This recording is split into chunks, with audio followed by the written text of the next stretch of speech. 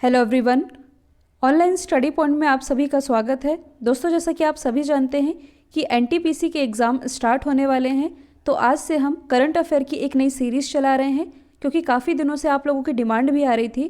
तो हम क्या करेंगे, 2020 के सेलेक्टेड टॉप 1000 करंट अफेयर के क्वेश्चन डिस्कस करने वाले हैं, जिन्हें कि हम 12 पार्ट में कवर करेंगे और इसे हम मंथली कवर करने वाले हैं।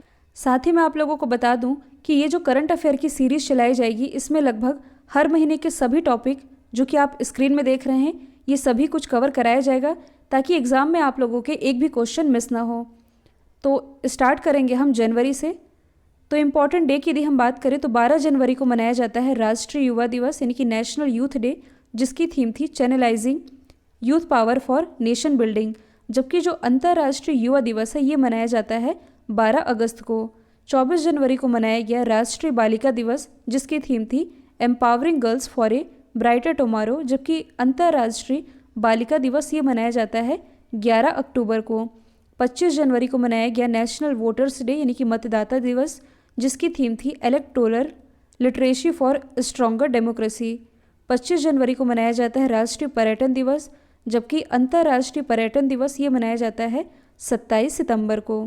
तो अब हम डिस्कस कर लेते हैं अपॉइंटमेंट के बारे में। झारखंड के नए मुख्यमंत्री के तौर पर किसने शपथ ली है? तो देखिए, इसी साल मतलब कि जनवरी 2020 में ही जो हेमंत सोरेन है ये बन गए हैं झारखंड के नए मुख्यमंत्री। यदि हम बात करें इसकी कैपिटल की तो ये है रांची। मुख्यमंत्री बने हैं हेमंत सोरेन और यहाँ के जो राज्यपाल है इनका नाम है द्रौपदी मुर्मू। इसी साल झारखंड गवर्नमेंट के द्वारा मीठी क्रांति योजना की भी शुरुआत की गई है, जो कि मधुमक्खी पालन से रिलेटेड है। किसे ईरान का नया कमांडर नियुक्त किया गया है? तो देखिए, कासिम सुलेमानी की मौत के बाद जो इस्माइल कानी है ये बन गए हैं ईरान के नए कमांडर। यदि हम बात करें ईरान की तो कैपिटल है तेहरान, करेंसी तो ये है ईरानी रियल। किसे पुर्तगाल का प्रधानमंत्री चुना गया है? तो पुर्तगाल के दोबारा से प्राइम मिनिस्टर चुने गए हैं एंटोनियो कोस्टा। यदि हम बात करें पुर्तगाल की तो कैपिटल है लिस्बन, करेंसी है यूरो। रशिया के प्राइम मिनिस्टर कौन बने हैं? तो हाल ही में रूस के नए प्रधानमंत्री बनाए गए हैं मिखाइल मिशुस्टिन, जिन्होंने स्थान लिया है दमित्री मेदवेदेव का। यदि हम बात करें रशिया की तो इसकी कैपिटल है मॉस्को, करेंसी है रूबल, प्रेसिडेंट है व्लादिमीर पुतिन। देखिए, 8 से 14 दिसंबर तक का मतलब कि दिसंबर माह का जो सेकेंड वीकली करंट अफेयर का वीडियो है ये अपलोड हो चुका है, लिंक डिस्क्रिप्शन बॉक्स में दी हुई है। ताइवान का राष्ट्रपति चुनाव किसने जीता है? तो ये जीत लिया है साई इंग वेंग ने। इसी के साथ ये ताइवान की दोबारा से राष्ट्रपति बन गई हैं। यदि हम बात करें ताइवान की तो कैपिटल है ताइपे, करेंसी तो ये है न्यू ताइवान डॉलर। तीरंदाजी एसोसिएशन ऑफ इंडिया के नए अध्यक्ष कौन बने हैं? तो ये बन गए हैं अर्जुन मुंडा। यदि हम बात करें आर्चरी एसोसिएशन ऑफ इंडिया की तो इसकी स्थापना हुई थी 1973 में, हेडक्वार्टर स्थित है नई दिल्ली में। कुछ दिन पहले मैंने आप लोगों को बताया है कि हाल ही में जो खेल मंत्रालय है इसके द्वारा तीरंदाजी को राष्ट्रीय खेल महासंघ के रूप में मान्यता भी दी गई है। हालांकि ये नवंबर या दिसंबर का क्वेश्चन है, तो जब हम नवंबर और दिसंबर का करंट अफेयर डिस्कस करेंगे तो इसे हम इसमें कवर कर लेंगे, क्योंकि ये हाल ही की न्यूज़ है और हम डिस्कस कर रहे हैं जनवरी के बारे में। भारतीय जनता पार्टी के नए अध्यक्ष कौन बने हैं? तो जनवरी में ही भारतीय जनता पार्टी के 11वें अध्यक्ष ये बन गए हैं जेपी नड्डा जी। हाल ही में पेप्सी के नए ब्रांड एम्बेसडर कौन बने हैं? तो ये बन गए हैं सलमान खान। हाल ही में जो रोहित शर्मा है ये ओकले, जो कि एक आईवेयर ब्रांड है, इसके ब्रांड एम्बेसडर बनाए गए हैं। ला लीगा, जो कि एक स्पेनिश फुटबॉल क्लब है, इसके ब्रांड एम्बेसडर बनाए गए हैं। हाल ही में जो आमिर खान है ये वेदांतु और सीएट टायर, इसके ब्रांड एम्बेसडर बनाए गए हैं। अमिताभ बच्चन तो ये आईडीएफसी फर्स्ट बैंक के ब्रांड एम्बेसडर बन गए हैं। हाल ही में रियल मी के ब्रांड एम्बेसडर कौन बने हैं? तो ये भी बने हैं सलमान खान।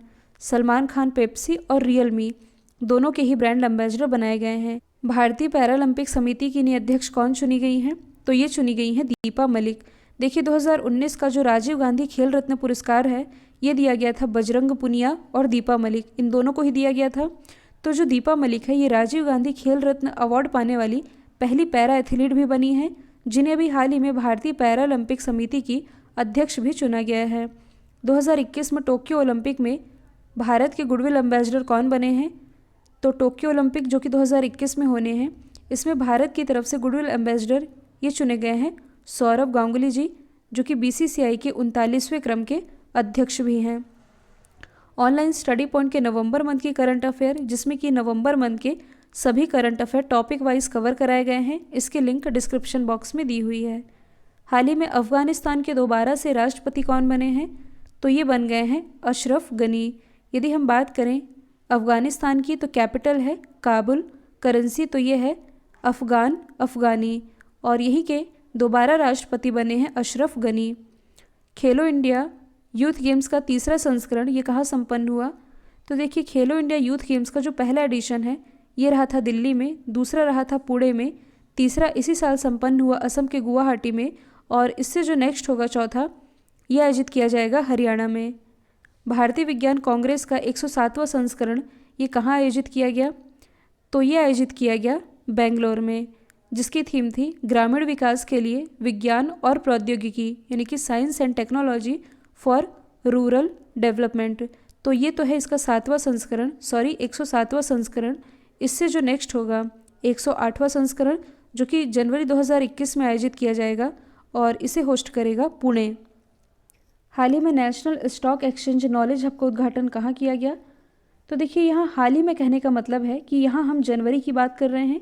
आज का जो ये वीडियो है इसमें पूरे जनवरी के करंट अफेयर कवर कराए जा रहे हैं। तो national stock exchange knowledge hub का उद्घाटन 6 जनवरी 2020 को नई दिल्ली में किया गया, वाणिज्य उद्योग और रेल मंत्री पीयूष गोयल जी के द्वारा। चौथा बक्सा बर्ड फेस्टिवल ये कहाँ संपन्न हुआ, तो ये संपन्न हुआ है पश्चिम बंगाल में। तो बर्ड्स की एक तरह की ये प्रदर्शनी है जिसका आयोजन पश्चिम बंगाल के अलीद्वारपुर जिले में किया गया था। खेलो इंडिया यूनिवर्सिटी गेम्स के पहले संस्करण की मेज़बानी किसने की, तो खेलो इंडिया यूनिवर्सिटी गेम्स का ये जो पहला एडिशन रहा था इसे होस्ट किया था भुवनेश्वर ने, जिसमें टॉप पर रहा था पंजाब यूनिवर्सिटी चंडीगढ़। 31वां अंतर्राष्ट्रीय पतंग उत्सव किस राज्य में आरंभ हुआ है, तो देखिए ये जो अंतर्राष्ट्रीय पतंग फेस्टिवल है ये मनाया जाता है गुजरात में, और 31वां अंतर्राष्ट्रीय पतंग फेस्टिवल ये संपन्न हुआ गुजरात के अहमदाबाद में। भारतीय नौसेना ने अपना पहला महानेवी कनेक्ट 2020 अभियान की शुरुआत कहाँ से की है, तो इसकी शुरुआत की गई है महाराष्ट्र के मुंबई से। तो समुद्री विरासत को बढ़ावा देने के लिए और तटीय सुरक्षा के बारे में अवेयरनेस फैलाने के लिए इंडियन नेवी के द्वारा ये पहला महानेवी कनेक्ट अभियान की शुरुआत की गई है। ऑटो एक्सपो 2020 का 15वां संस्करण ये कहाँ आयोजित किया गया, तो ये आयोजित किया गया था ग्रेटर नोएडा में, जिसकी थीम थी explore the world of mobility.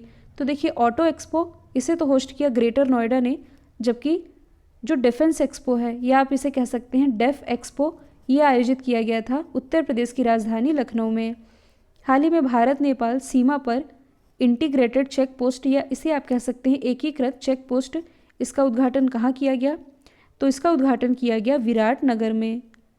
Bharat सरकार द्वारा अंतर्राष्ट्रीय योग दिवस 2020 का मुख्य आयोजन किस शहर में किया जाएगा, तो देखिए वैसे ये तो होना था लेह में, जो कि अंतर्राष्ट्रीय योग दिवस का 6वां संस्करण रहा, लेकिन कोरोना के कारण इस बार का जो अंतर्राष्ट्रीय योग दिवस है ये नहीं हो पाया, इसे इस बार वर्चुअली मनाया गया। और इस बार की थीम क्या थी, yoga for health, yoga from home, और ये जो थीम थी ये यूनाइटेड नेशन के द्वारा रखी गई थी। चाप चारकुट फेस्टिवल किस राज्य में मनाया गया, तो देखिए मनाया जाएगा नहीं, ये मनाया गया था चाप चारकुट फेस्टिवल, जो कि मनाया गया मिज़ोरम में। ऐसा कोई भी फेस्टिवल जहाँ कुट वर्ड लिखा हो ये मिज़ोरम से ही रिलेटेड है। आईसीसी के द्वारा स्पिरिट ऑफ क्रिकेट अवार्ड से किसे नवाजा गया, तो ये नवाजे गए विराट कोहली।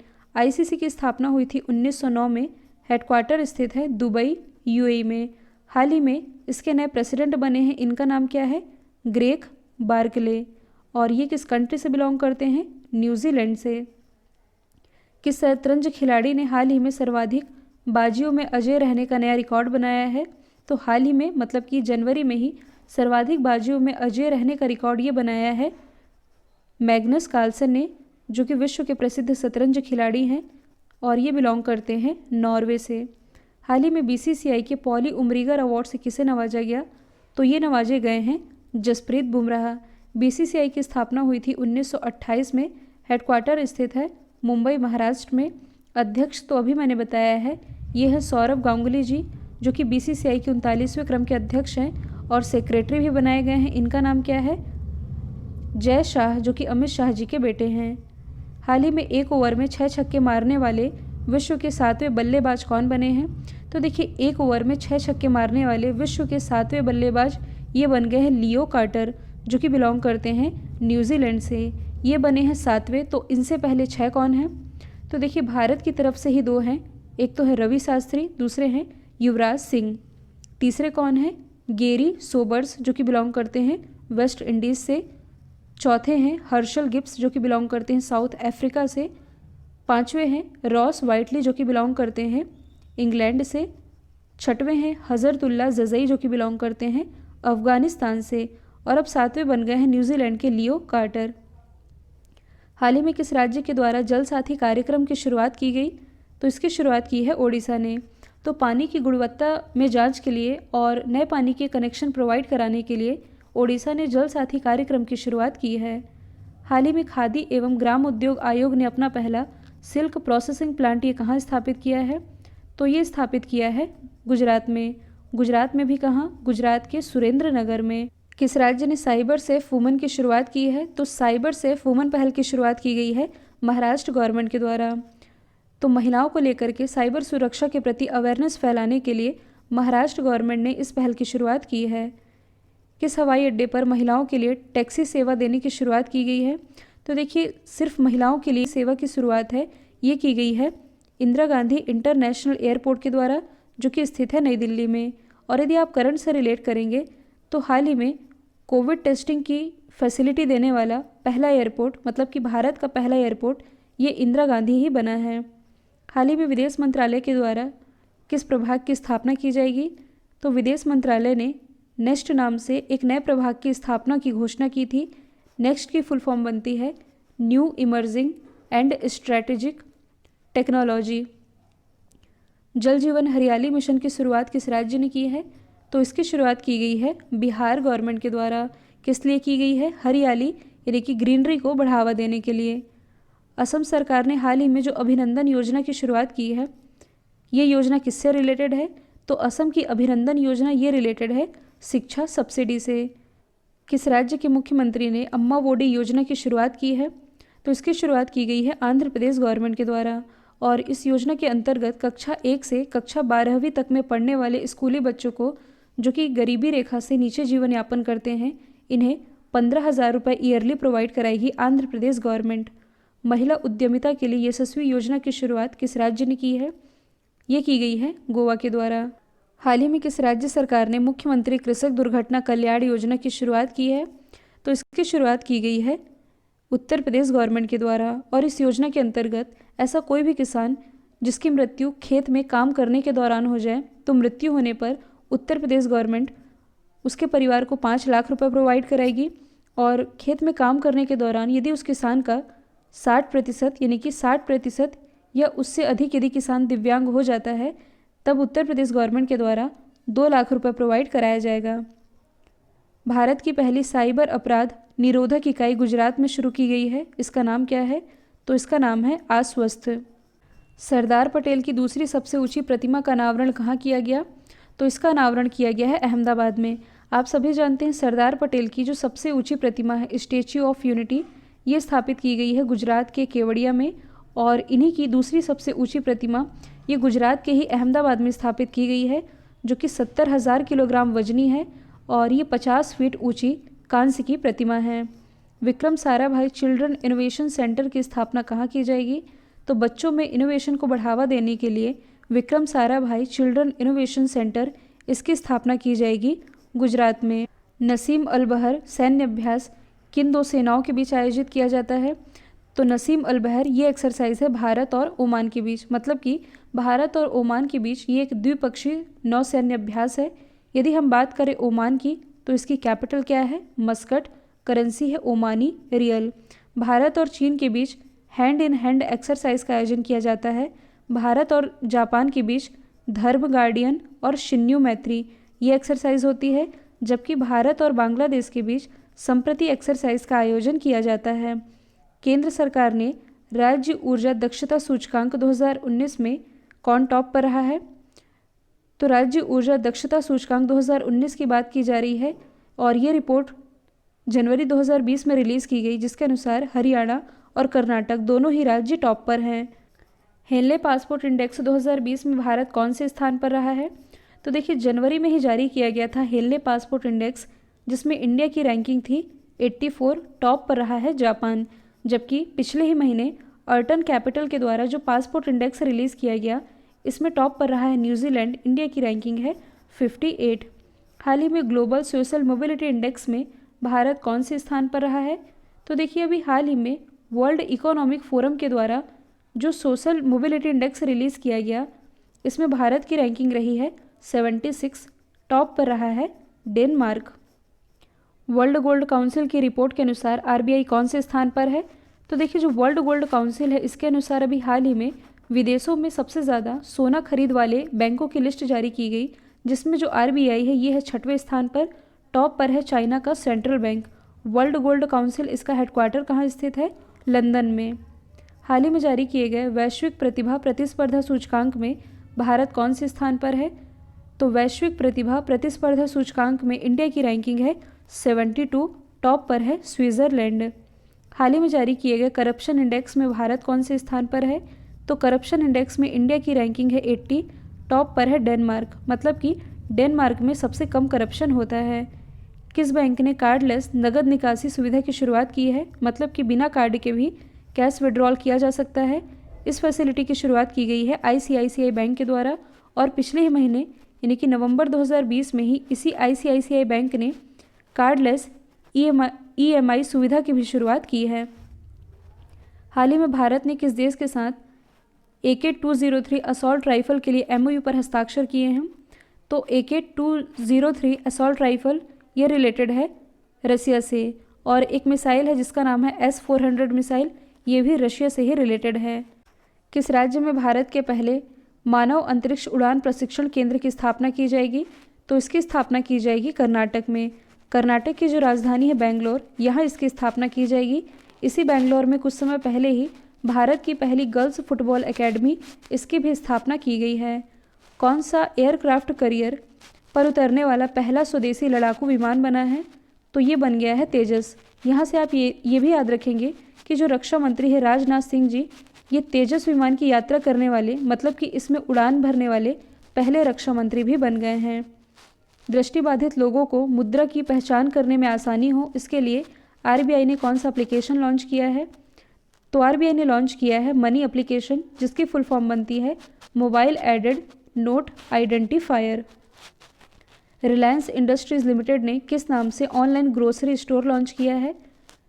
तो रिलायंस इंडस्ट्रीज ने जियो मार्ट के नाम से ऑनलाइन ग्रोसरी स्टोर लॉन्च कर दिया है। हाल ही में रेल मंत्री पीयूष गोयल जी के द्वारा किस वर्ष तक भारतीय रेल के 100% विद्युतीकरण हो जाने की घोषणा की गई है?